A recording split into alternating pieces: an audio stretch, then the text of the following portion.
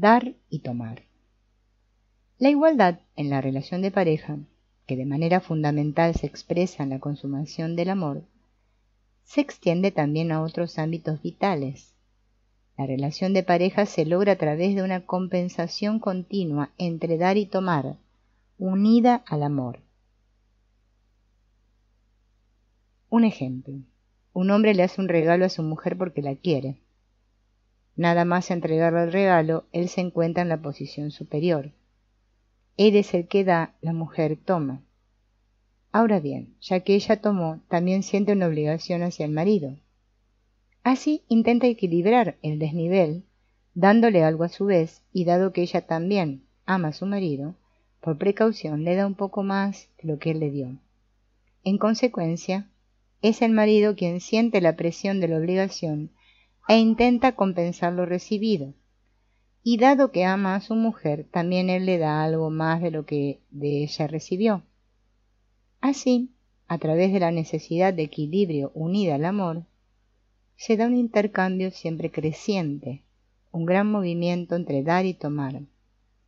Este hecho vincula a la pareja de manera aún más entrañable, por lo que entre ellos va creciendo la felicidad. Este intercambio positivo es uno de los pilares de una buena relación de pareja. Ahora bien, en muchos matrimonios también hay situaciones en las que uno de los cónyuges hiere al otro con su comportamiento. También aquí el cónyuge que sufrió la injusticia siente la necesidad de compensarla, la necesidad de vengarse. Así este compañero también atenta contra el otro, pero muchas veces, porque se siente en su derecho, le devuelve algo más de lo negativo. De esta manera también el primero tiene de nuevo el derecho de hacerle daño al otro, y también él, por un sentimiento de derecho, comete algo un poco más grave, y así lo negativo aumenta. Se desarrolla un intercambio intenso, pero en el lado negativo. También este intercambio vincula a la pareja, pero en detrimento de su felicidad. Sin embargo, hay una regla simple para salir de este círculo vicioso. De la misma manera que en el intercambio positivo, por amor, se le da al compañero algo más de lo bueno. Así, en el intercambio negativo, por amor, se le hace un poco menos de daño al otro. De esta forma, el intercambio positivo puede reanudarse. Esta es una regla simple, pero muy útil. Casarse también con la familia del cónyuge.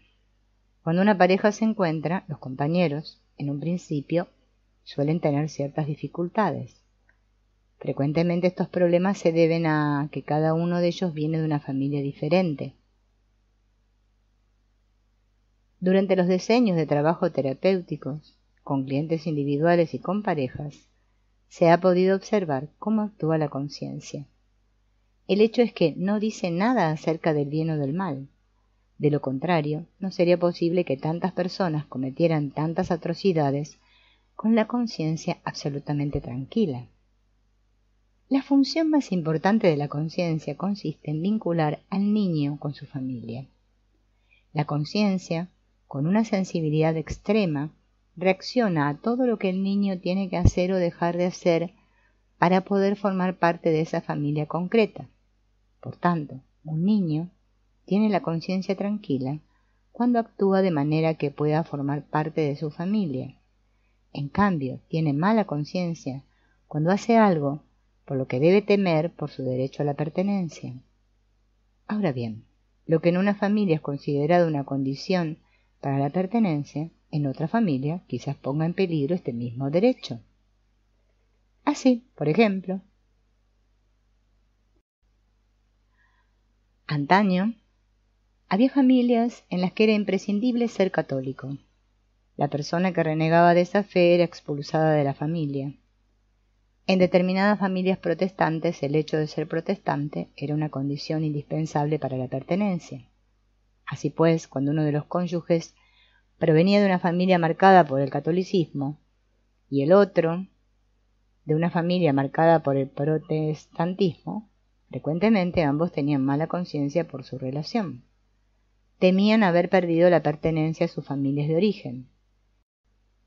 En consecuencia, muchas veces se trababa entre los cónyuges una lucha secreta por determinar cuál de las dos religiones salía ganando.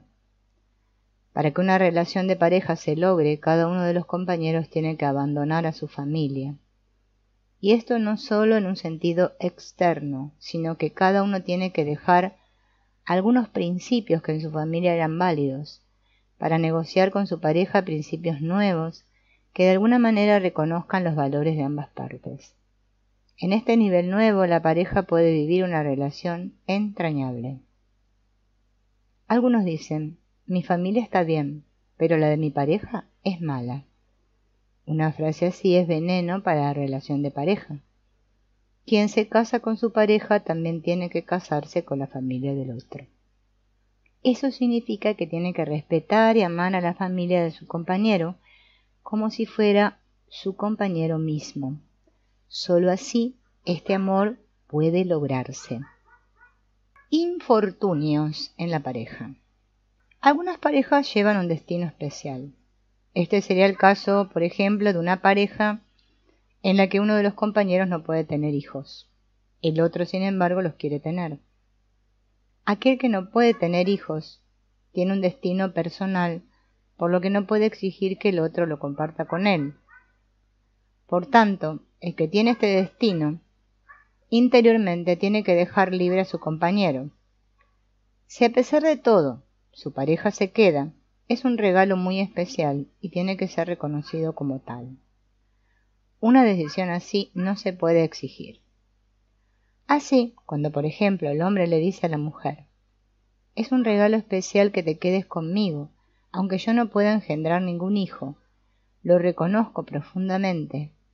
Quiero que sepas que podrás contar conmigo de una manera muy especial. Esto es como una compensación, con amor. Entonces pueden permanecer juntos. La relación de pareja tiene prioridad sobre la paternidad. Para la relación de pareja es importante que tenga prioridad sobre la paternidad, ya que el hecho de ser madre o padre es una continuación de la relación de pareja. Por ejemplo, cuando una mujer tiene problemas y acude en busca de consejos, frecuentemente se le pregunta, ¿qué es lo que tiene prioridad? ¿La paternidad o la pareja? Ya que cuando la pareja tiene hijos, la paternidad a veces absorbe toda la energía y queda muy poco para la pareja. Sin embargo, el amor de los padres para sus hijos se nutre de la relación de pareja en una continuación de esta. Así pues, cuando la relación de pareja puede recuperar el primer lugar, también el ser padres resulta más fácil, y sobre todo los hijos que experimentan que sus padres se aman como pareja, se sienten muy felices.